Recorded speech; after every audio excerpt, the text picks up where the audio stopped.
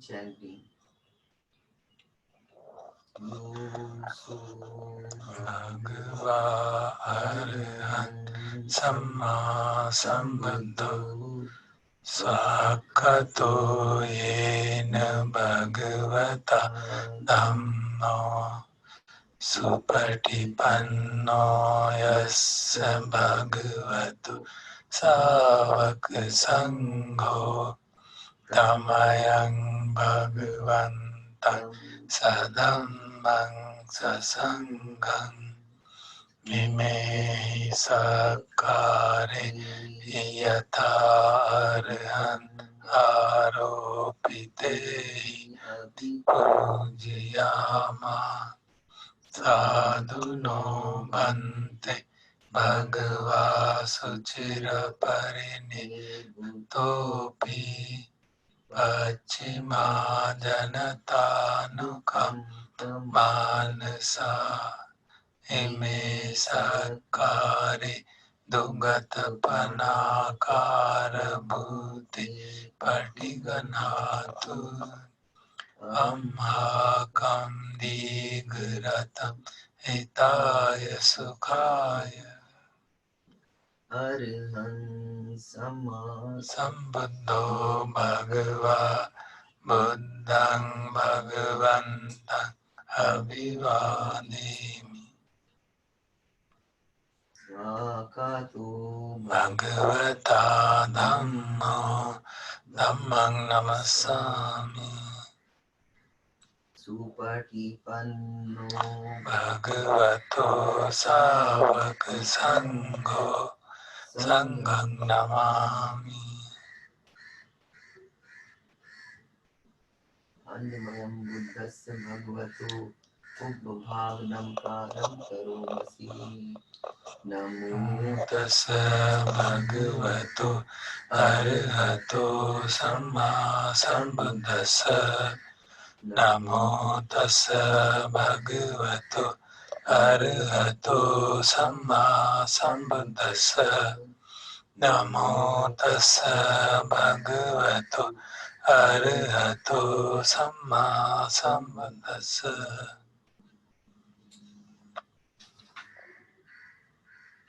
Handamayam Buddhanusatinayam Karomasi Tam Upana Kopanam Bhagavantang Evam Kalyano Kiti Satto Abhuggato Iti Piso Bhagava Arahat Samma Sambuddho Vijjacharana Sampanno Sugato Lokavidu Anuttaro Purisa Dhammasarati Sattha Deva Manussanam Buddho Bhagavati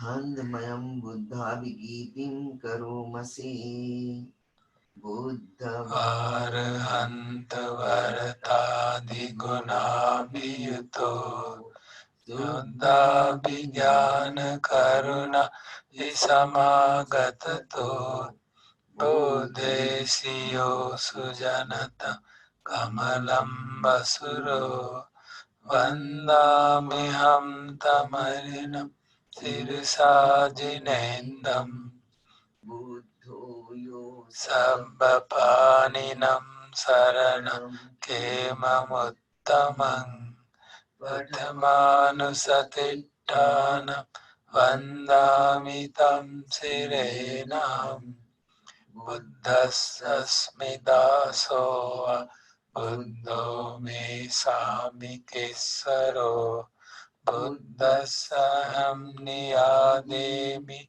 Sariran jivitan chidang Vandantoham charissam Samdasaiva subodhitam Natimi Saranam anyang buddho me saranang varang Etena sajja vajjena Vaddeyam sattu sasane बुद्धं मे वन्दमानेन यं पुण्यं प्रसुतं यदा सब्बेऽपि अन्तरायामि माहेशं तस्य तेजसा कायेन वाचा चेतसा बुद्धिर्गमं प्रकटमय तथोपटिगणातो अचेन्तं कालान्तरे संवरितं बुद्धे Handmayam Dhammanusatinayam Karomasi Swakhato भगवता धम्मो सन्दिट्ठिको अकालिको एहिपस्सिको उपनयिको पश्चात्तं वेदितव्यो विඤ्ඤाहीति Handmayam Dhamma Vigitim Karomasi Swakhatadi Gunayugavasin Seyo योमङ्गपाकपर्यतिविमोकभेदो धम्मो कुलोकपतना तदधारिधारी वन्दाम्यहं तमरन् शरधम्ममेतं धम्मो यो सब्बपानिनं शरणं केममुत्तमम् द्वितीयानुसतिष्ठान वन्दामि तं सिरेणां धम्मस्सस्मि दासो धम्मो मे साम्यिकेसरो धम्मस्सहं नियादेमि शरीरं जीवितं चिदं वन्दन्तोऽहं चरिष्या धम्मस्येव सुधम्मतं नत्ति मे शरणम् अन्यं Dhammo mi शरणं वरम् एतेन सच्चवज्जेन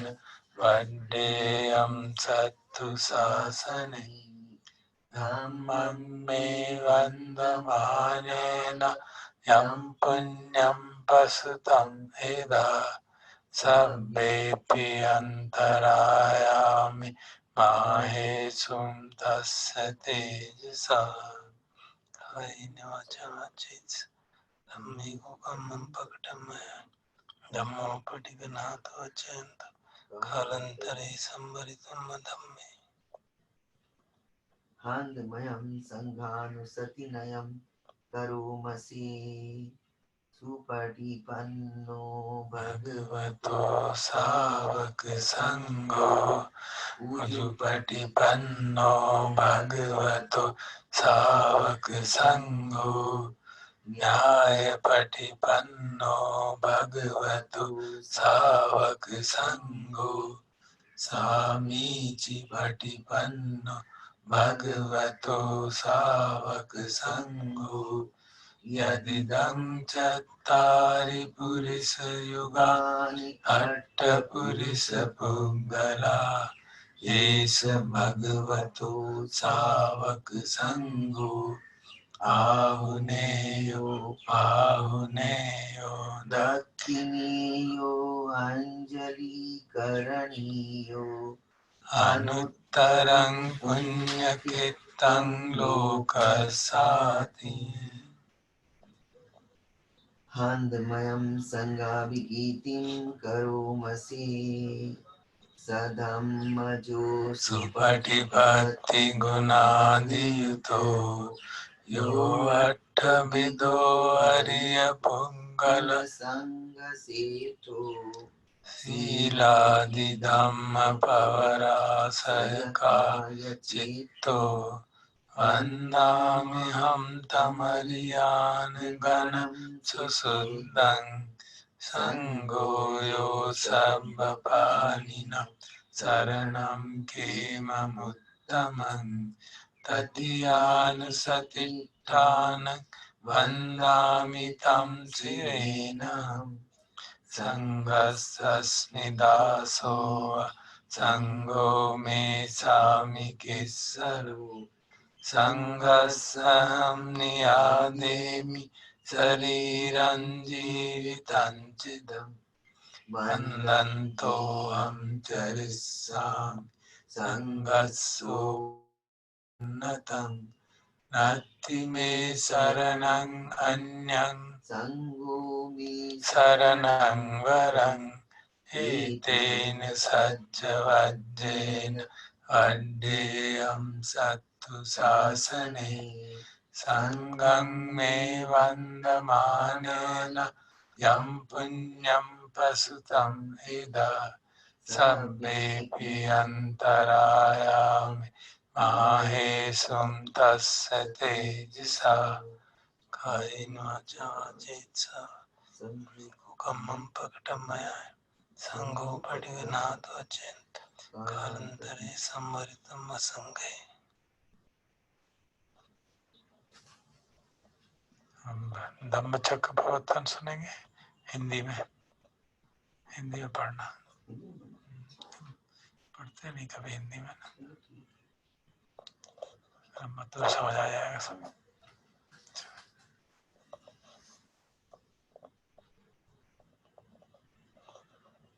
आज हिंदी में पढ़ेंगे ताकि अर्थ भी सबको समझ आ जाए। धम्मचक्र प्रवर्तन सूत्र। तथागत ने अद्वितीय संबोधि प्राप्ति के बाद धर्म चक्र प्रवर्तन का अतुलनीय प्रथम उपदेश दिया। लोक में समुचित रूप से परावर्तित न हो सकने वाले धर्म का प्रवर्तन करते हुए भली भांति दोनों ही अतियों के मार्ग और मध्यम मार्ग का आख्यान किया। धर्मराज ने चारों आर्य सत्यों विशुद्ध ज्ञान दर्शन का व्याख्यान किया। आइए महान धर्म को प्रकाशित करने वाले धर्म चक्र प्रवर्तन सूत्र का संगायन करें। ऐसा मैंने सुना, एक समय भगवान वाराणसी में इसी पतन में मृगोद्यान में विहार कर रहे थे। वहां भगवान ने 5 भिक्षुओं के समूह को आमंत्रित किया। भिक्षुओं, प्रवर्जितों को इन दोनों ही अतियों का अनुसरण नहीं करना चाहिए।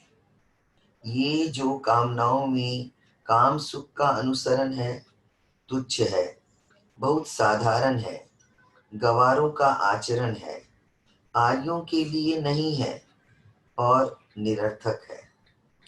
और ये जो अपने आप को कष्ट पहुंचाने की युक्ति है, दुखकारी है, आर्यों के लिए नहीं है और निरर्थक है। भिक्षुओं, इन दोनों अतियों का परिवर्जन कर तथागत ने मध्यम मार्ग के द्वारा संबोधि प्राप्त की, जो ज्ञान चक्षु देने वाला है, अंतर्दृष्टि देने वाला है, परम शांति देने वाला है, विशेष ज्ञान दिलाने वाला है, बोधि तक पहुंचाने वाला है और निर्वाण तक पहुंचाने वाला है। और भिक्षुओं, वो मध्यम मार्ग क्या है? जो ज्ञान चक्षु देने वाला है, अंतर्दृष्टि देने वाला है, परम शांति देने वाला है, विशेष ज्ञान दिलाने वाला है, बोधि तक पहुंचाने वाला है और निर्वाण तक पहुंचाने वाला है। यह आर्य अष्टांगिक मार्ग है, अर्थात सम्यक दृष्टि, सम्यक संकल्प, सम्यक वाणी, सम्यक कर्म, सम्यक आजीविका, सम्यक उद्यम, सम्यक सति और सम्यक समाधि। भिक्षुओं, यह वो मध्यम मार्ग है जिसके द्वारा तथागत ने बोधि को प्राप्त किया, जो ज्ञान चक्षु देने वाला है, अंतर्दृष्टि देने वाला है, परम शांति देने वाला है, विशेष ज्ञान दिलाने वाला है, बोधि तक पहुंचाने वाला है और निर्वाण तक पहुंचाने वाला है। भिक्षुओं, यह दुख आर्य सत्य है।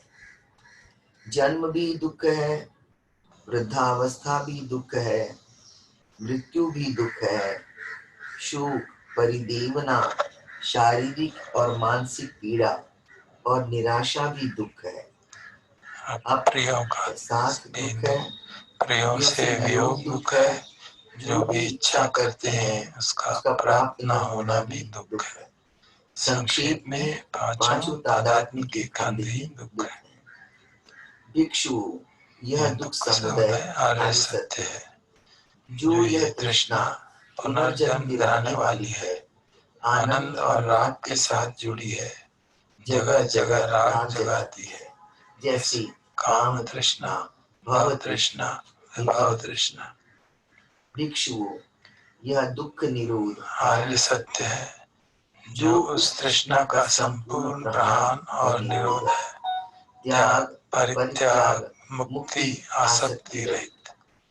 भिक्षुओं, यह दुख निरोध को पहुंचाने वाली प्रतिपदा का आर्य सत्य है। ऐसा आर्य अष्टांगिक मार्ग है, अर्थात सम्यक दृष्टि, सम्यक संकल्प, सम्यक वाणी, सम्यक कर्म, सम्यक आजीविका, सम्यक उद्यम, सम्यक सति, सम्यक समाधि। भिक्षुओं, यह दुख आर्य सत्य है। यह जो पहले कभी न सुना गया, इसे जानकर मुझे ज्ञान चक्षु प्राप्त हुई, अंतर्दृष्टि प्राप्त हुई, प्रज्ञा प्राप्त हुई, विद्या प्राप्त हुई, ज्ञान का प्रकाश प्राप्त हुआ। भिक्षुओं, यह दुख आर्य सत्य है और इसको जानना चाहिए। यह जो पहले कभी न सुना गया, इसे जानकर मुझे ज्ञान चक्षु प्राप्त हुए, अंतर्दृष्टि प्राप्त हुई, प्रज्ञा प्राप्त हुई, विद्या प्राप्त हुई, ज्ञान का प्रकाश प्राप्त हुआ। भिक्षुओं, यह दुख आर्य सत्य है और इसको जान लिया गया है। यह जो पहले कभी न सुना गया, इसे जानकर मुझे ज्ञान चक्षु प्राप्त हुए, अंतर्दृष्टि प्राप्त हुई, प्रज्ञा प्राप्त हुई, विद्या प्राप्त हुई, ज्ञान का प्रकाश प्राप्त हुआ। भिक्षु, यह दुख समुदय आर्य सत्य है। यह जो पहले कभी न सुना गया, इसे जानकर मुझे ज्ञान चक्षु प्राप्त हुए, अंतर्दृष्टि प्राप्त हुई, प्रज्ञा प्राप्त हुई, विद्या प्राप्त हुई, ज्ञान का प्रकाश प्राप्त हुआ। भिक्षु, यह दुख समुदय आर्य सत्य है और इसका प्रहार करना चाहिए। यह जो पहले कभी न सुना गया, इसे जानकर मुझे ज्ञान चक्षु प्राप्त हुई, अंतर्दृष्टि प्राप्त हुई, प्रज्ञा प्राप्त हुई, विद्या प्राप्त हुई, ज्ञान का प्रकाश प्राप्त हुआ। भिक्षु, यह दुख समुदय आर्य सत्य है और इसका प्रहार कर लिया गया है। यह जो पहले कभी न सुना गया, इसे जानकर मुझे ज्ञान चक्षु प्राप्त हुए, अंतर्दृष्टि प्राप्त हुई, प्रज्ञा प्राप्त हुई, विद्या प्राप्त हुई, ज्ञान का प्रकाश प्राप्त हुआ। भिक्षु, यह दुख निरोध आर्य सत्य है। यह जो पहले कभी न सुना गया, इसे जानकर मुझे ज्ञान चक्षु प्राप्त हुए, अंतर्दृष्टि प्राप्त हुई, प्रज्ञा प्राप्त हुई, विद्या प्राप्त हुई, ज्ञान का प्रकाश प्राप्त हुआ। भिक्षु, इस दुख निरोध आर्य सत्य का साक्षात्कार करना चाहिए।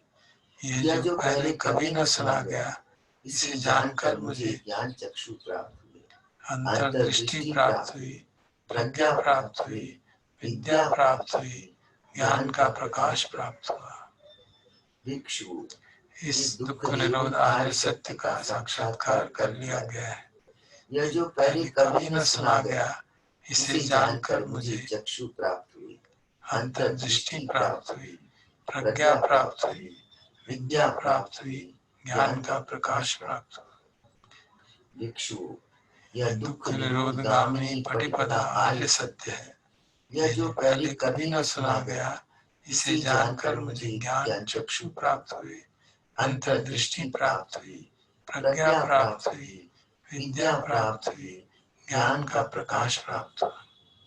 भिक्षु, इस दुख निरोध गामिनी पटिपदा आर्य सत्य को भावित करना चाहिए। यह जो पहले कभी न सुना गया, इसी जानकर मुझे ज्ञान चक्षु प्राप्त हुई, अंतर्दृष्टि प्राप्त हुई, प्रज्ञा प्राप्त हुई, विद्या प्राप्त हुई, ज्ञान का प्रकाश प्राप्त हुआ। भिक्षु, इस दुख निरोध गामिनी पटिपदा आर्य सत्य को भावित कर लिया गया है। यह जो पहले कभी न सुना गया, इसे जानकर मुझे ज्ञान चक्षु प्राप्त हुई, अंतर्दृष्टि प्राप्त हुई, प्रज्ञा प्राप्त हुई, विद्या प्राप्त हुई, ज्ञान का प्रकाश प्राप्त हुआ। भिक्षु, जब तक इन चार आर्य सत्यों का तीनों प्रकार से इन 12 आयामों में यथाभूत ज्ञान का विशुद्ध दर्शन नहीं हुआ, तब तक मैंने इस देव, मार, ब्रह्म, श्रमण और ब्राह्मणी प्रजा, राजाओं और मनुष्यों के लोक में अनुत्तर संबोधि प्राप्ति की घोषणा नहीं की। भिक्षु, जब मुझे इन चार आर्य सत्यों का 3 प्रकार से इन 12 उद्देश्यों से यथाभूत ज्ञान का सुविशुद्ध दर्शन हो गया, तब मैंने इस देव, मार, ब्रह्म, श्रमण, ब्राह्मणों, राजाओं और मनुष्यों के लोक में अनुत्तर संबोधि प्राप्ति की घोषणा की। अब जब मुझे ज्ञान दर्शन हो चुका है, मेरी मुक्ति ध्रुव है, यह मेरा अंतिम जन्म है, अब कोई पुनर्जन्म न होगा। भगवान ने ऐसा कहा। भगवान के इस कथन का प्रसन्न चित्त 5 भिक्षुओं के समूह ने अनुमोदन किया। धर्म की व्याख्या के प्रवाह में आयुष्मान कौंडिन्य को निर्मल शुद्ध धर्म चक्षु प्राप्त हुए, जो भी प्राकृत रूप से उदय होता है, उसका प्राकृत रूप से क्षय होता है। भगवान की धर्म चक्र प्रवर्तन करने से भूदेवों ने ये शब्द ध्वनित किए। भगवान के द्वारा वाराणसी में इसी पतन में मृगों के उद्यान में धर्म चक्र का प्रवर्तन किया गया है, जिसका इस लोक में श्रमण, ब्राह्मण, देव, मार और ब्रह्मा अथवा किसी के द्वारा भी परावर्तन नहीं किया जा सकेगा। भूदेव के शब्दों को सुन चातु महाराज का देवों ने ऐसे शब्द ध्वनित किए। भगवान के द्वारा वाराणसी में इसी पतन में मृगों के उद्यान में धर्म चक्र का प्रवर्तन किया गया है, जिसका इस लोक में श्रवण, ब्राह्मण, देव, मार और ब्रह्मा किसी के द्वारा भी परावर्तन नहीं किया जा सकता।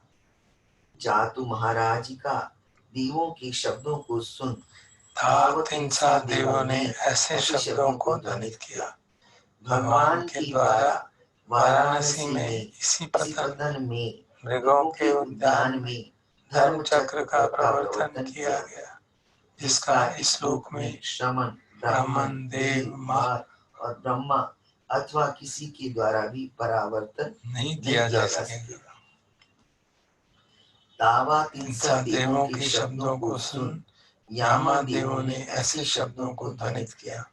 भगवान के द्वारा वाराणसी में इसी पतन में मृगों के उद्यान में धर्म चक्र का प्रवर्तन किया गया है, जिसका इस लोक में श्रमण, ब्राह्मण, देव, मार और ब्रह्मा अथवा किसी के द्वारा भी परावर्तन नहीं किया जा सकेगा।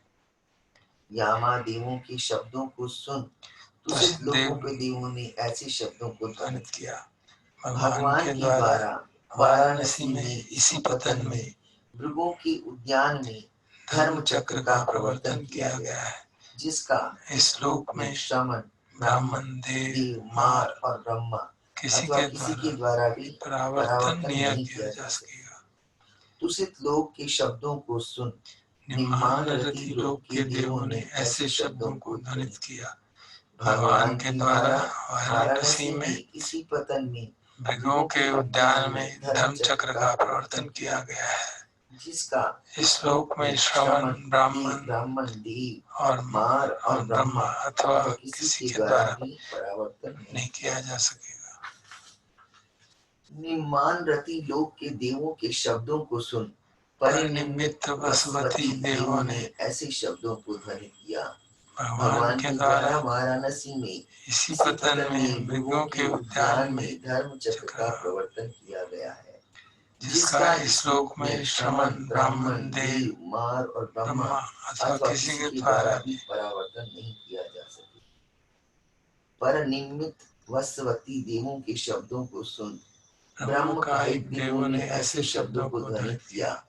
भगवान के द्वारा वाराणसी में इसी पतन में मृगों के उद्यान में धर्म चक्र का प्रवर्तन किया गया है, जिसका इस श्लोक में श्रमण, ब्राह्मण, देव, मार और ब्रह्मा अथवा किसी के द्वारा भी परावर्तन नहीं किया जा सकता। इस प्रकार उसी क्षण, उसी मधुर क्षण में ये धर्म चक्र प्रवर्तन के शब्द वहां तक पहुंचे जहां तक ब्रह्मलोक है, और 10,000 लोगों में कंपन हुआ।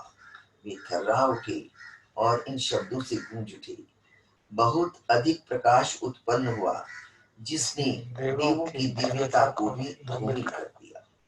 तब भगवान के मुख से उदान प्रकट हुए। कौंडिन्य ने जान लिया, यहाँ से आयुष्मान कौंडिन्य का नाम अन्य कौंडिन्य हुआ। धम्म चक्र प्रवर्तन शुद्ध पूर्ण हुआ।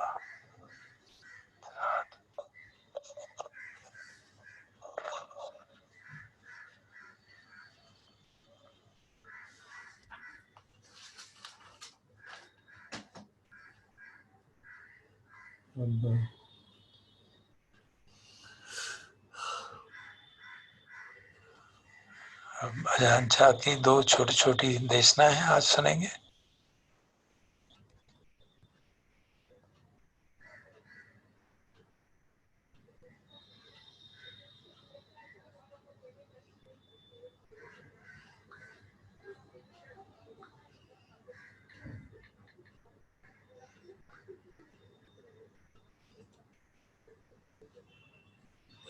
So this is the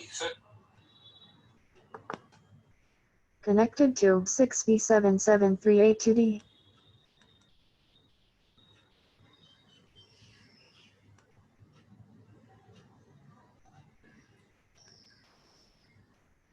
So this is the 39th talk in this collection, and it's called Just This Much. Do you know where it'll end? Or will you just keep on studying like this? Or is there an end to it? That's okay, but it's external study, not internal study. For internal study, you have to study these eyes, these ears, this nose, this tongue, this body, and this mind. This is the real study. The study of books is just external study. It's really hard to get it finished. When the eye sees form, what sort of thing happens? When ear, nose, and tongue experience sounds, smells, and tastes, what takes place? When the body and mind come into contact with touches and mental states, what reactions take place? Are greed, aversion, and delusion still there? Do we get lost in forms, sounds, smells, tastes, textures, and moods? This is the internal study. It has a point of completion. If we study but don't practice, we won't get any results.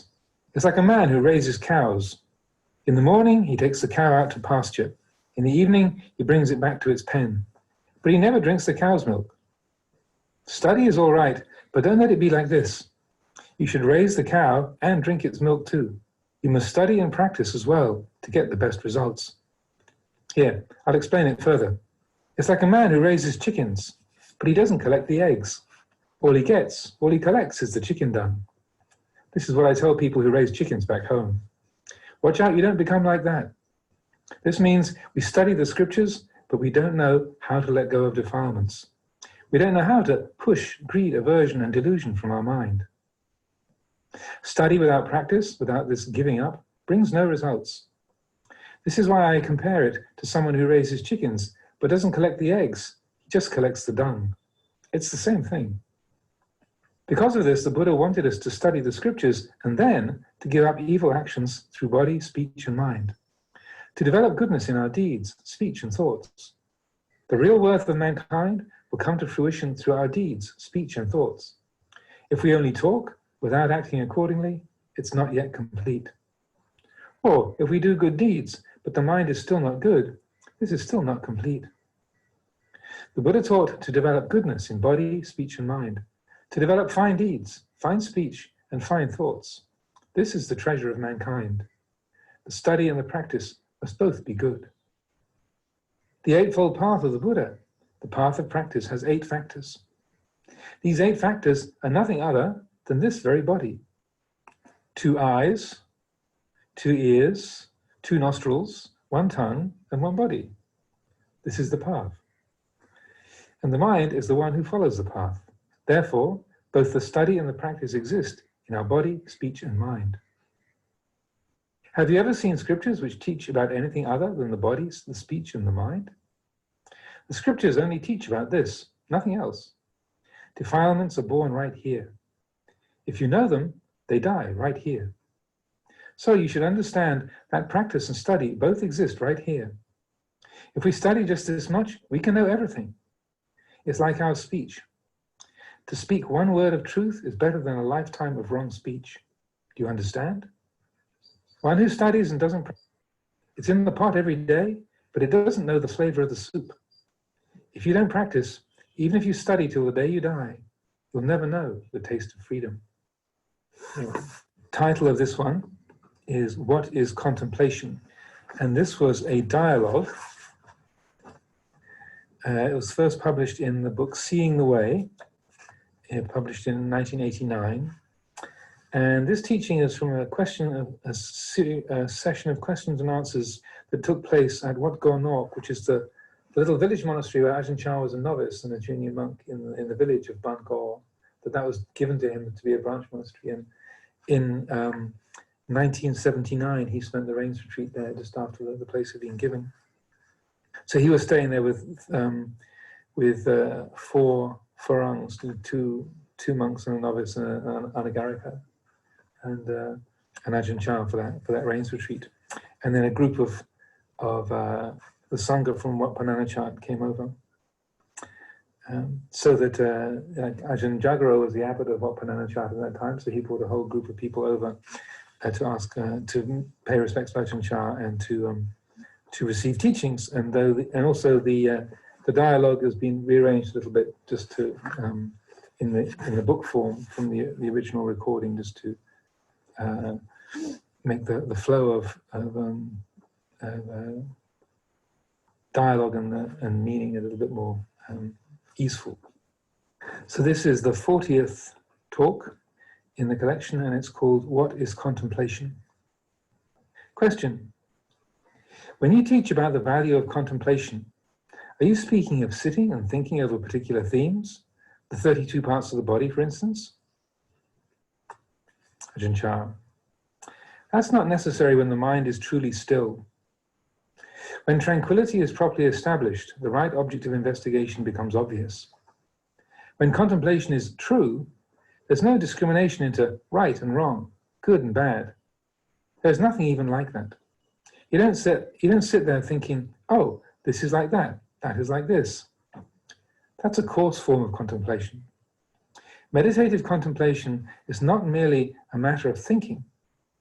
Rather, it's what we call contemplation in silence. Whilst going about our daily routine, we mindfully consider the real nature of existence through comparisons. This is a coarse kind of investigation, but it leads to the real thing. Question: when you talk about contemplating the body and mind, though, do we actually use thinking? Can thinking produce true insight? Is this vipassana? In the beginning, we need to work using thinking, even though later on we go beyond it. When we're doing true contemplation, all dualistic thinking has ceased, although we need to consider dualistically to get started. Eventually, all thinking and pondering comes to an end. Question: you say that there must be sufficient tranquility, samadhi, to contemplate. Just how tranquil do you mean? Tranquil enough for there to be presence of mind. Question: do you mean staying with the here and now, not thinking about the past and future?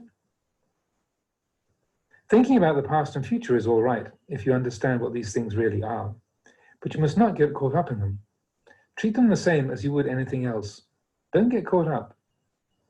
When you see thinking as just thinking, then that's wisdom. Don't believe in any of it. Recognize that all of it is just something that has arisen and will cease. Simply see everything just as it is. It is what it is. The mind is the mind. It's not anything or anybody in itself. Happiness is just happiness. Suffering is just suffering. It is just what it is. When you see this, you'll be beyond doubt. Question. I still don't understand. Is true contemplating the same as thinking? Ajahn Chah. We use thinking as a tool, but the knowing that arises because of its use is above and beyond the process of thinking. It leads to our not being fooled by our thinking anymore. You recognize that all thinking is merely the movement of the mind, and also that knowing is not born and doesn't die. What do you think all this movement called mind comes out of? What we talk about as the mind or the activity is just the conventional mind. It's not the real mind at all. What is real just is. It's not arising and it's not passing away.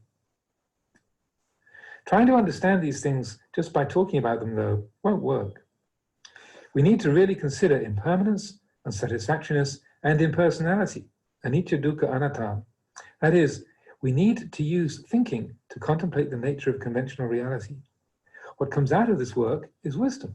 And if it's real wisdom, everything's completed, finished. We recognize emptiness. Even though there may be still thinking, it's empty. You're not affected by it. Question. How can we arrive at this stage of the real mind? You work with the mind you already have, of course. See that all that arises is uncertain, that there is nothing stable or substantial. See it clearly and see that there is really nowhere to take a hold of anything. It's all empty. When you see the things that arise in the mind for what they are, you won't have to work with thinking anymore. You'll have no doubt whatsoever in these matters. To talk about the real mind, quote unquote, and so on, may have a relative use in helping us to understand. We invent names for the sake of study, but actually, nature just is how it is. For example, sitting here downstairs on the stone floor, the floor is the base. It's not moving or going anywhere. Upstairs, above us, is what has arisen out of this. Upstairs is like everything that we see in our minds: form, feeling, memory, thinking. Really, they don't exist in the way we presume they do. They are merely the conventional mind. As soon as they arise, they pass away again. They don't really exist in themselves. There's a story in the scriptures about Venerable Sariputta examining a bhikkhu before allowing him to go off wandering on Dhutanga. He asked him how he would reply if he was questioned, "What happens to the Buddha after he dies?" The bhikkhu replied, "When form, feeling, perception, thinking, and consciousness arise, they pass away." Venerable Sariputta passed him on that. Practice is not just a matter of talking about arising and passing away, though. You must see it for yourself. When you're sitting, simply see what is actually happening. Don't follow anything. Contemplation doesn't mean being caught up in thinking. The contemplative thinking of one on the way is not the same as the thinking of the world. Unless you understand properly what's meant by contemplation, the more you think, the more confused you will become. The reason we make such a point of the cultivation of mindfulness is because we need to see clearly what's going on. We must understand the processes of our own hearts. When such mindfulness and understanding are present, then everything is taken care of. Why do you think the one who knows the way never acts out of anger or delusion? The causes for these things to arise are simply not there. Where would they come from? Mindfulness has got everything covered. Question. Is this mind you're talking about called the original mind? What do you mean? Question. It seems as though you're saying that there is something else outside of the conventional body mind, the five khandhas. Is there something else? What do you call it? There isn't anything, we don't call it anything. That's all there is to it. Be finished with all of it. Even the knowing doesn't belong to anybody. So be finished with that too. Consciousness is not an individual, not a being, not a self, not an other. So finish with that. Finish with everything. There's nothing worth wanting. It's all just a load of trouble. When you see clearly like this, then everything is finished. Question: could we not call it the original mind? You can call it that if you insist. You can call it whatever you like for the sake of conventional reality. But you must understand this point properly. This is very important. If we didn't make use of conventional reality, we wouldn't have any words or concepts with which to consider actual reality, Dhamma. This is very important to understand. Question: what degree of tranquility are you talking about at this stage? And what quality of mindfulness is needed? Ajahn Chah: you don't need to go thinking like that. If you didn't have the right amount of tranquility, you wouldn't be able to deal with these questions at all. You need enough stability and concentration to know what's going on, enough for clarity and understanding to arise. Asking questions like this shows that you are still doubting. You need enough tranquility of mind to no longer get caught in doubting what you're doing. If you had done the practice, you'd understand these things. The more you carry on with this sort of questioning, the more confusing you make it. It's all right to talk if the talking helps contemplation, but it won't show you the way that things actually are. The Dhamma is not understood because somebody else tells you about it. You must see it for yourself. Pachitam. If you have the quality of understanding that we've been talking about, then we say that your duty to do anything is over, which means that you don't do anything. If there's something still to do, then it's your duty to do it. Simply keep putting everything down and know that that's what you're doing. You don't always need to be checking up on yourself, worrying about things like how much samadhi. It'll always be the right amount. Whatever arises in your practice, let it go. Know it all is uncertain, impermanent. Remember that. It's all uncertain. Be finished with all of it. This is the way that will take you to the source, to your original mind. This is the 41st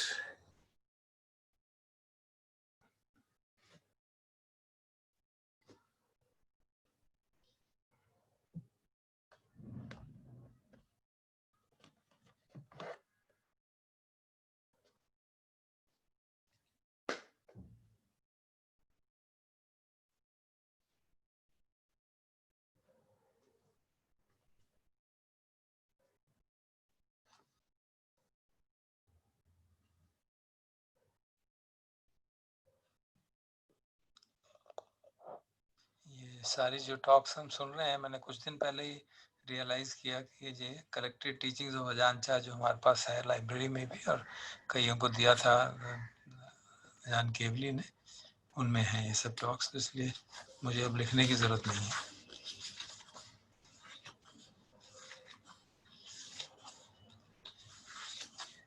तो जो पहली छोटी सी talk थी, just this much, तो उसका मुख्य उद्देश्य यही था कि भाई सिर्फ पढ़ने से काम नहीं होगा, जो पढ़ाई करते हो उसको प्रैक्टिस में लाओ. बेसिकली ये बात कह रहे थे कि करना क्या है, आपको सिर्फ पुस्तक नहीं पढ़नी है, अपने आप को पढ़ना है. जब आँख कुछ रूप को देखती है तो क्या होता है, नाक कुछ सूंघता है तो क्या होता है, हर इंद्रिय पे जब कांटेक्ट होता है तो उससे क्या हो रहा है तुम्हारे भीतर, उसको जानना है, वो पढ़ना है. क्या अभी भी राग द्वेष है, मोह है, क्या अभी भी हमें बाहर के रूप, रंग, स्मेल, टेस्ट खींच के ले जाते हैं, ये पढ़ने वाली चीज़ें हैं. तो अगर हम इनको नहीं पढ़ेंगे इनको ठीक से तो लाभ नहीं होगा. फिर उनके उदाहरण दिए कि इसी तरह जैसे कोई गाय पालता हो और उसको ले जाता है पैस्चर में, फिर शाम को वापस ले आता है, लेकिन कभी गाय का दूध नहीं पीता. दूसरा उदाहरण दिया, एक जो मुर्गी पालता है और अंडे उसके नहीं इस्तेमाल करता, सिर्फ उसको मुर्गी का जो डंग है वही इस्तेमाल करता है, तो उसे कैसा क्या लोग कहेंगे. तो इसलिए भगवान हमसे चाहते थे कि हम स्क्रिप्चर पढ़ें और फिर उससे गलत काम करना छोड़ें, अपना शील पुष्ट करें, अपने अच्छे काम करें, वाणी से, मन से, शरीर से, तो असली बात बनेगी. क्योंकि हमारी जो वाणी है, हमारे विचार हैं, हमारे कर्म है, वो महत्वपूर्ण बातें हैं। सिर्फ बात करने से कुछ नहीं होगा, जो हम पढ़ते हैं उसके अनुसार हमें जीवन जीना होगा। अगर हम अच्छे काम भी कर रहे हैं लेकिन फिर भी मन पूरी तरह ठीक नहीं है तो भी पूरा हमारा काम पूरा नहीं हुआ। हमें त्रिविध मनसा वाचा कर्मणा अपने को डेवलप करना है। तो जो भगवान का अष्टांगिक मार्ग है वो इसीलिए प्रैक्टिस के लिए है। वो देखा जाए तो ये अष्टांगिक मार्ग यही है, हमारा शरीर, 2 आंखें, 2 कान, 2 नॉस्ट्रिल, 2 एक जीव, एक शरीर, यही बात है। इसी को समझना है तो हमारा अष्टांगिक मार्ग पूरा होगा। आपने कभी पूछते हैं उनसे सबसे, ऐसा देखा है कोई स्क्रिप्चर ऐसा जिसमें ऐसी बात कर रहा हो जिसमें मन, वाणी, शरीर की बात ना हो? सारे स्क्रिप्चर सब इन्हीं के बारे में बताते हैं, क्योंकि विकार वहीं पैदा होते हैं और तुम उनको वहीं जानोगे तो वहीं समाप्त हो जाएंगे। अगर हम इतना ठीक से पढ़ लें तो सब कुछ समझ में आ जाएगा, हमारी वाणी सुधर जाएगी। और एक सत्य बोलने से सारे जीवन में झूठ बोलना के मदद के कंपैरिजन में एक सत्य बोलना अच्छी बात है। तो ये आपको समझ में आती है? जो सिर्फ पढ़ता है प्रैक्टिस नहीं करता, वो एक सूप के बाउल में जैसे चम्मच है उसकी तरह है, उसको टेस्ट नहीं मालूम पड़ता। तो सूप पियो तो टेस्ट पता करो। ये पहली छोटी सी टॉक थी।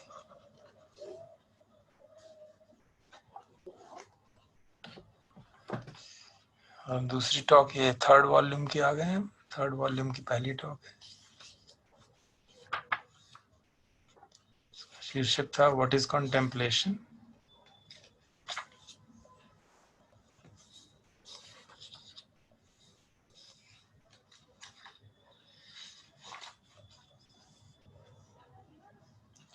तो प्रश्नोत्तर थे जैसे भी हमने देखा। तो प्रश्न था, आप जब कॉन्टेम्पलेशन शब्द करते हो तो उसका और बैठने पे आप बैठ के ध्यान करने की और विचार करने की बात कर रहे हो, जैसे शरीर के 32 पार्ट के बारे में। तो अजान का उत्तर आता है ये जरूरी नहीं है। अगर मन शांत है तो ये करने की जरूरत नहीं है। जब हमारा शांत चित्त हो तो हमें अपने आप मालूम पड़ जाता है, और उसमें ये ठीक है कि ये गलत है, इस पचड़े में पढ़ने की जरूरत नहीं होती। ये इस तरह के सोचना जो है ये एक बहुत शुरुआत की सोच है कि ये ठीक है कि ऐसे नहीं है। जो मेडिटेटिव कंटेम्पलेशन है उसका मतलब मौन में देखना क्या हो रहा है।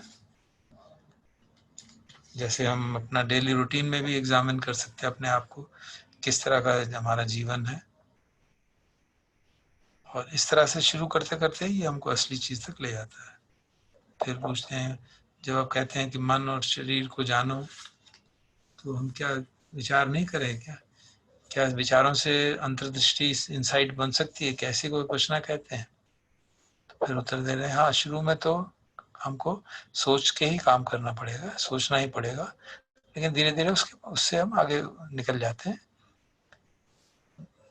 जो द्वंदात्मक विचार हैं हमारे वो समाप्त हो जाते हैं, लेकिन शुरू में तो ऐसे ही काम करना होगा। अंततः जैसे साधना बढ़ेगी सारा विचार करना समाप्त हो जाता है। तो आप कहते हैं कि काफी समाधि होनी चाहिए, तो ये काफी कितनी में है? वो कहते हैं कि काफी इतनी कि आपकी मन सजग रहे। फिर प्रश्न पूछते हैं, तो आप ही चाहते हैं कि हम प्रेजेंट मोमेंट में सजग रहें और भविष्य बाद भूतकाल का ना सोचें?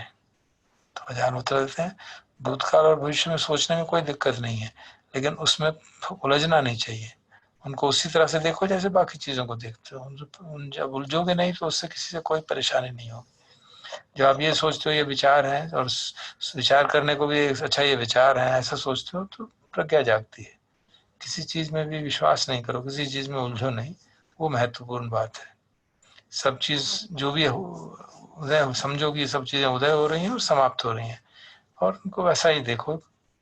मन मन है, शरीर शरीर है, प्रसन्नता प्रसन्नता है, दुख दुख है, बस वैसा ही जानो, उसमें उलझने की जरूरत नहीं है। और जब इस तरह से देखोगे तो सारे शंकाएं समाप्त हो जाएंगी। प्रश्न पूछते हैं, मुझे अभी भी समझ में नहीं आया। क्या कंटेम्पलेशन वही बात है सोचने की?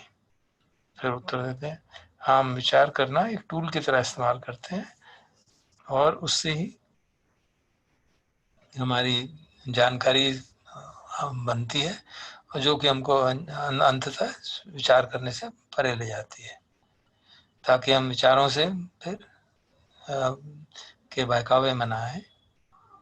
आपको अंततः ये देखना होता है कि सारे विचार केवल मन का एक मूवमेंट है, और वो भी उपजते हैं और समाप्त हो जाते हैं। और जो जानना है उसके कंपैरिजन में केवल जानने के बाद वो ना समाप्त उत्पन्न होती है ना मरती है, वो हमेशा बनी रहती है।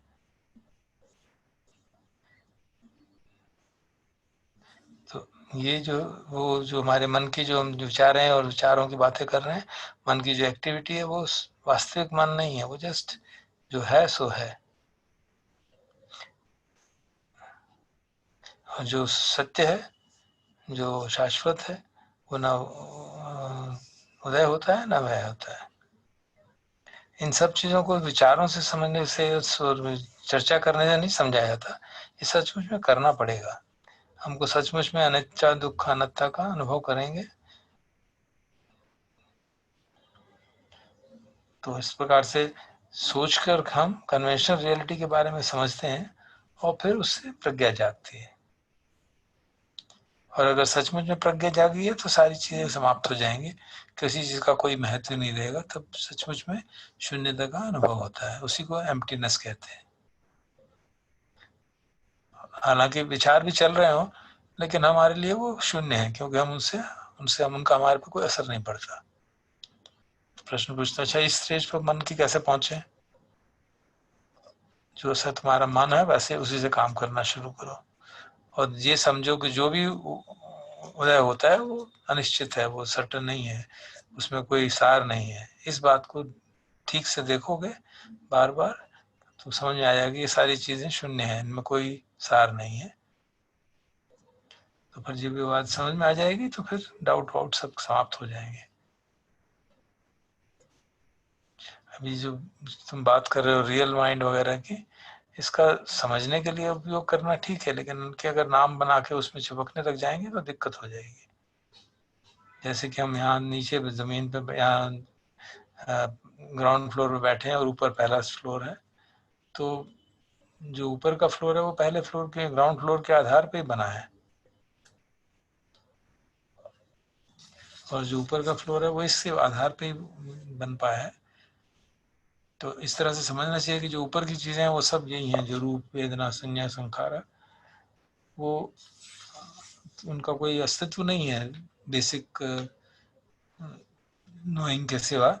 उसको इसीलिए उनको कन्वेंशनल माइंड कहते हैं। वो बताते हैं सब, हमारे स्क्रिप्चर में एक स्टोरी आती है वनरेबल सारिपुत्ता की, कि जब भिक्षु कहता है कि मैं दुतंग के लिए जाऊंगा, तो वो उससे प्रश्न उत्तर करते हैं कि अगर तुमसे कोई पूछे कि भगवान बुद्ध को क्या होता है अगर वो मृत्यु के बाद, तो कहता है मैं बताऊंगा कि जो रूप वेदना संज्ञा संखार विज्ञान है वो उपजते हैं और समाप्त हो जाते हैं। तो बनते सारे पत्र ने उसको ठीक बात और उसको अनुमति दी। तो जो हमारी साधना है वो सिर्फ बातचीत करने की साधना नहीं है, आपको खुद ये सब देखना होगा, अपने आप अनुभव करना होगा। जब तक ये ठीक से समझ नहीं आएगी तब तक कंफ्यूजन ही होता रहेगा। इसीलिए हम कहते हैं कि सती का कल्टीवेट करो, सजगता बनाओ, क्योंकि तब सब कुछ समझ में आने लगा कि क्या हो रहा है, अपने चित्त में क्या हो रहा है। तुम ऐसा क्यों नहीं कभी ऐसा सोचो कि जो सचमुच में मार्ग को ठीक से जानता है वो कभी भी मोह में पड़ के, गुस्से में पड़ के काम नहीं करता। ऐसा क्यों है? क्योंकि उसकी सती इतनी पुष्ट है कि वो सब चीजें कवर कर लेती है। फिर वही प्रश्न आता है कि ये वही मन है क्या, इसको ओरिजिनल माइंड कहते हैं? तो अजानचा पूछते हैं तुम्हारा क्या मतलब है? कहते हैं कि आप ये जो कह रहे हैं कि खंडों के बाहर भी कोई चीज है, 5 खंडों के बाहर भी कोई चीज है क्या? कोई चीज इस पचड़े में क्यों पड़ते हो? कोई चीज है कि नहीं है, क्या फर्क पड़ रहा है? वो जो भी है उस सब कुछ को एक बार समझ के छोड़ दो। जो जानकारी भी है, जो जानने वाली बात है, वो भी तुम्हारी पर्सनल नहीं है। कॉन्शियसनेस जो है किसी इंडिविजुअल की, कोई किसी आदमी की नहीं है हमारी, ये कोई सेल्फ नहीं है। इसको देखो, समझो और छोड़ दो इन सब बातों को। ये सारी विचार इन पे करते रहोगे तो भ्रम ही भ्रम होगा। जब ठीक से देखोगे तो सब कुछ समझ में आ जाएगा। फिर can we not call it original mind? तो वो कहते हैं अच्छा भाई जो कहना है तुम कह लो उसको, you call it what ever you like. Conventional reality के हिसाब से कुछ तो नाम देना ही होगा, तो कह लो। लेकिन मुख्य बात यह कि इस बात को समझो, ये क्या है क्या। हम अगर कन्वेंशनल रियलिटी की बात नहीं करेंगे तो कुछ शब्द तो इस्तेमाल करने पड़ेंगे, ये महत्वपूर्ण बात है, लेकिन इसको समझना बहुत जरूरी है। फिर प्रश्न करता है अच्छा कितनी ट्रैंक्विलिटी चाहिए हमको ये सब बांधने का, और कितनी माइंडफुलनेस। तो उत्तर इस तरह से नहीं सोचा करता कि कितनी हमें ट्रैंक्विलिटी चाहिए और कितनी माइंडफुलनेस चाहिए। जब साधना करते हैं ठीक से तो अपने आप मालूम पड़ जाता है कि मेरे पास इतनी ट्रैंक्विलिटी आ गई है, मेरा मन क्लियर है और मुझे अंडरस्टैंडिंग अराइज हो सकती है। इस तरह के जो तुम सवाल पूछ रहे हो, इससे लगता है कि तुम्हें अभी भी डाउट है, अभी भी तुम्हें और मन की ट्रैंक्विलिटी बढ़ाने की जरूरत है, ताकि तुम इस तरह के डाउट्स में ना फंस जाओ। अगर तुमने ठीक से प्रैक्टिस की होती तो ये तो तुम्हारे समझ में आ गया होता है, सब इस तरह के प्रश्न नहीं उठते। और इस तरह की बात करने से ज्यादा लाभ नहीं होता। धर्म जो है आपको अपने अंदर देखना है। पश्चात्तम तब जैसे धम्म के गुण गाए जाते हैं, वो तुमको अपने अंदर देखना है। कोई और तुम्हें समझा भी देगा तो तुम्हें समझ नहीं आएगा। तो अगर उस लेवल की प्रज्ञा है, उस लेवल की समझ है जो जिसकी हम बात कर रहे हैं, तो तुम्हारा सारे काम समाप्त हो गया। इसका मतलब अब तुम्हें और कुछ करने की जरूरत नहीं है। और तुम्हें लगता है अभी कुछ बचा है तो वो तुम्हारा काम है। हर चीज को, किसी भी चीज को पकड़े मत रखो, और जो भी तुम कर रहे हो उसको जानते रहो। हमेशा प्रतिक्षण आपको अपने आप को चेक करने की जरूरत नहीं है कि मेरी कितनी समाधि है, ठीक है, और बढ़ानी है, घटानी है। जैसे जैसे प्रैक्टिस करोगे सब अपने आप मालूम पड़ जाएगा कि हाँ ये समाधि ठीक है, और इससे अपने आप जो है इन्वेस्टिगेशन का और जानने का काम हो सकता है। और इस तरह से तुम जो सोर्स है, जो रूट है, उस तक पहुंच जाओगे, जिसको तुम ओरिजिनल माइंड कहते रहते हो। ये दो आज थोड़ी देर हम ध्यान करेंगे, समय है हमारे पास।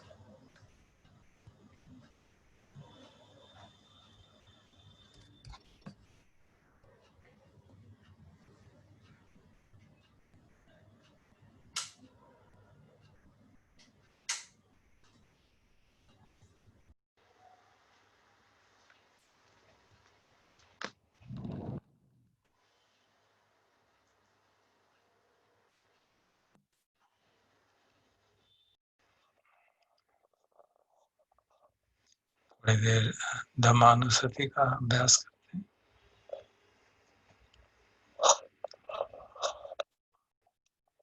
आज सुबह बुद्धानुसति का अभ्यास किया था, तो उसी तरह से धम्म के जो गुण है उनको समझते हैं, और उससे मन में श्रद्धा जागती है, धर्म के प्रति, अपनी साधना के प्रति कॉन्फिडेंस जागता है। और अगर कहीं कुछ कमी पेशी रह गई है हमारी समझ में, तो उसके लिए प्रेरणा जागती है। आज हमने चैंटिंग भी धम्मचक्र प्रवर्तन सूत्र की इसीलिए की थी कि धर्म की व्याख्या, जो फंडामेंटल व्याख्या है, वो एक बार फिर दोहरा लें।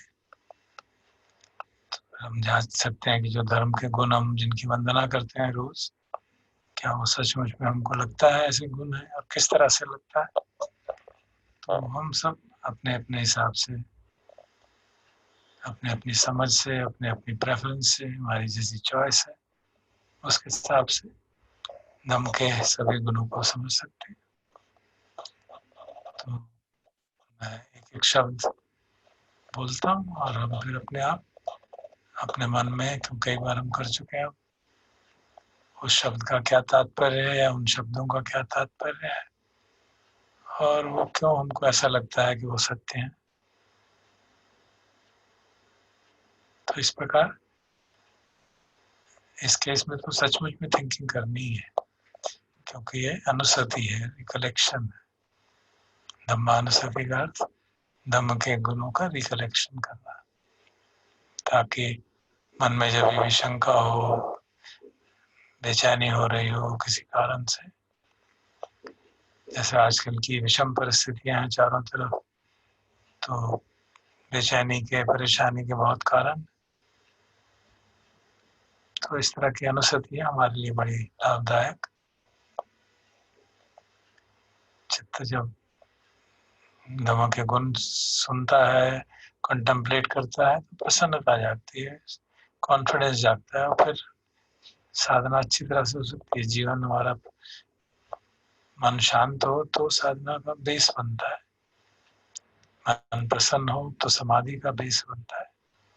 तो उस समझ के हिसाब से ये सब अनुसतियां की जाती हैं। तो करते हैं, आइए।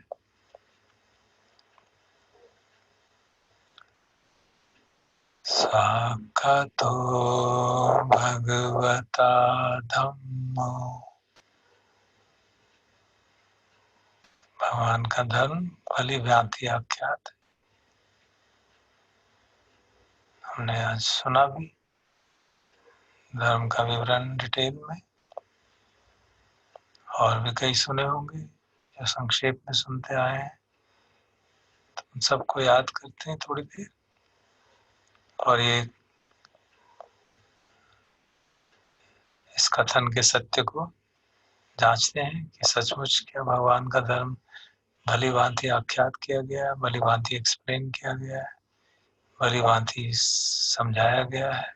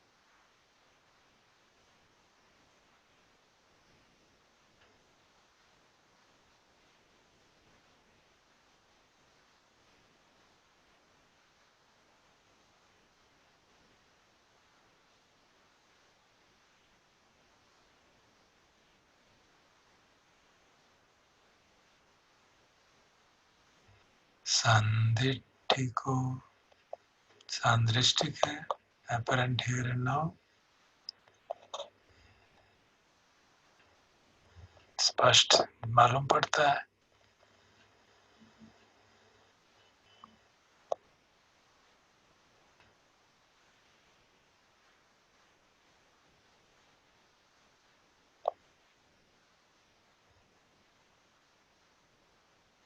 जैसे जान चाह के प्रवचन में बता रहे थे, इस समय क्या हो रहा है वही तो धर्म है। ये धर्म जागा है, उसको जानेंगे तो उसके उदय हुए को समझेंगे और सब स्पष्ट हो जाएगा।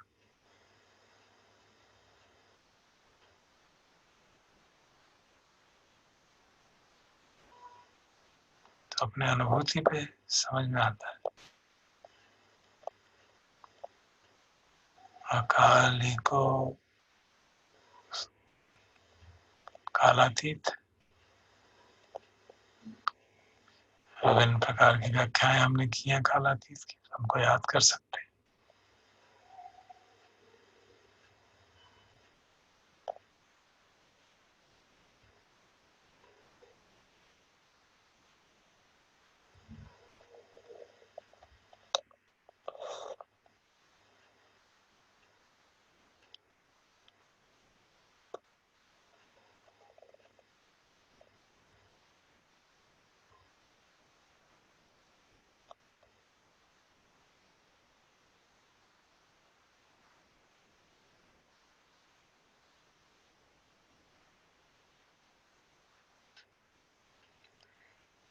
अवलोकन है, यही बस सीखो। हम कहते हैं आओ और देखो, आओ जांच करके देखो क्या है, सत्य क्या है, जांचो और परखो और समझो सत्य क्या है। भगवान की शिक्षा का मूल बात यही है, यही बस सीखो। कहते हैं मेरी बताई हुई बात भी एक्सेप्ट नहीं करनी है, जांच के परख के, जब लगे कि ठीक है अपने अनुभव पे तभी मानो। तो यही बस सीखो बहुत महत्वपूर्ण गुण हम अपने अनुभव से याद कर सकते हैं, जो हमने पढ़ा है धर्म के बारे में उससे याद कर सकते हैं।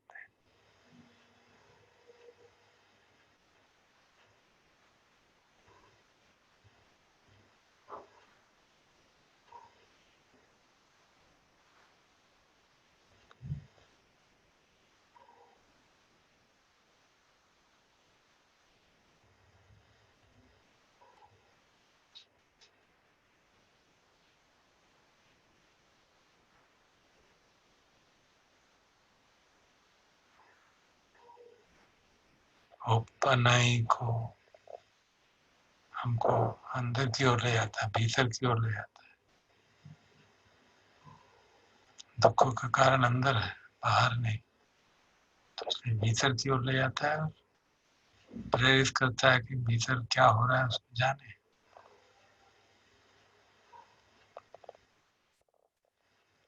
और एक और मतलब भी आपको याद होगा उपनयी को, मुक्ति की ओर ले जाता है, जिस स्थिति पे अभी हम हैं उससे आगे बढ़ाता है।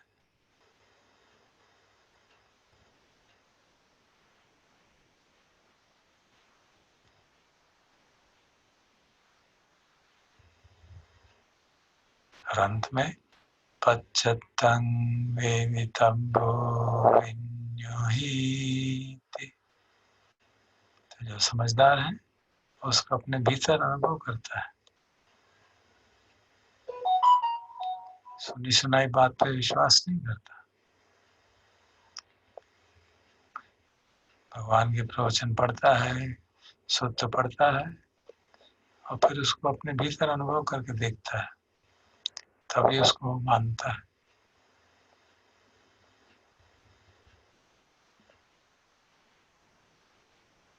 तो एक बार कंटिन्यूटी में रिसाइट कर देते हैं। स्वाक्खतो भगवता धम्मो संदिट्ठिको अकालिको एहिपस्सिको औपनयिको पच्चत्तं वेदितव्यो विन्युहीति।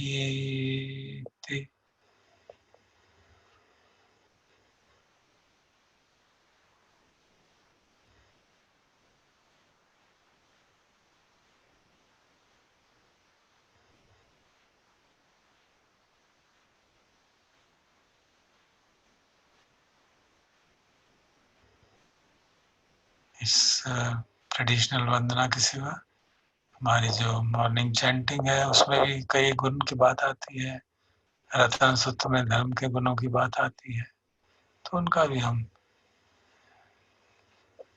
यथासंभव उपयोग कर सकते हैं। जैसे धर्म के बारे में कहा जाती है, चैंटिंग में आता है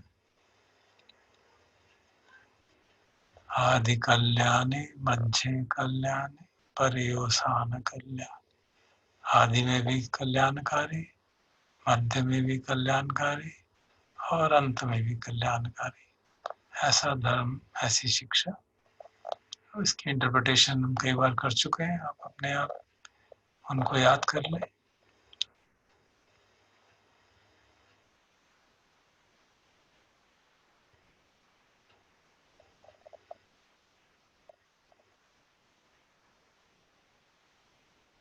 एक और जो बात मुझे याद आ रही थी, धम्मोपदीपो वियतस्य सत्वनो, शास्त्र ने जो दान दिया है वो एक दीपक के समान है, जो अंधकार हटाता है और हमें ठीक मार्ग पर डालता है।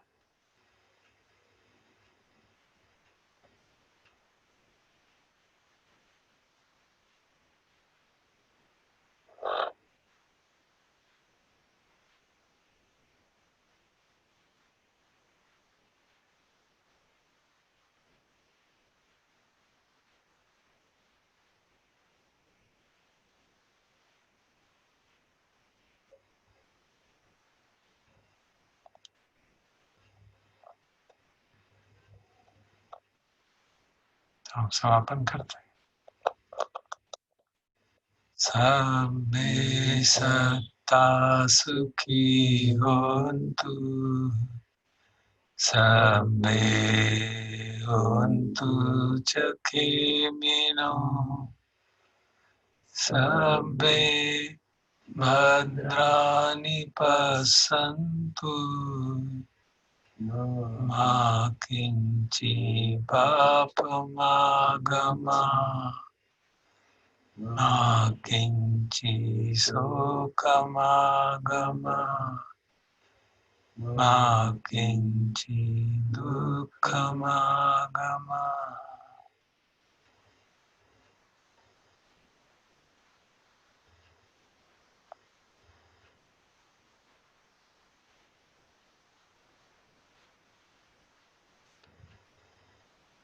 भवतु सर्वमङ्गलं, रक्षन्तु सर्वदेवता, सर्वबुद्धानुभावेन सदा सुखी भवन्तु ते। भवतु सर्वमङ्गलं, रक्षन्तु सर्वदेवता, सर्वधर्मानुभावेन सदा सुखी भवन्तु ते। भवतु सर्वमङ्गलं, रक्षन्तु सर्वदेवता, सर्वसङ्घानुभावेन सदा सुखी भवन्तु ते।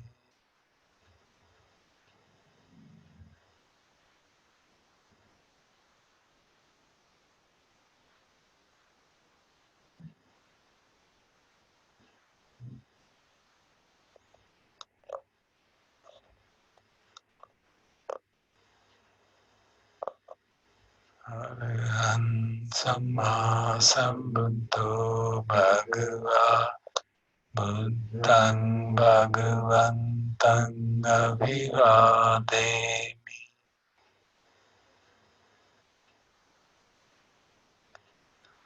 साक्षातो भगवता धम्मो, धम्मं नमस्सामि।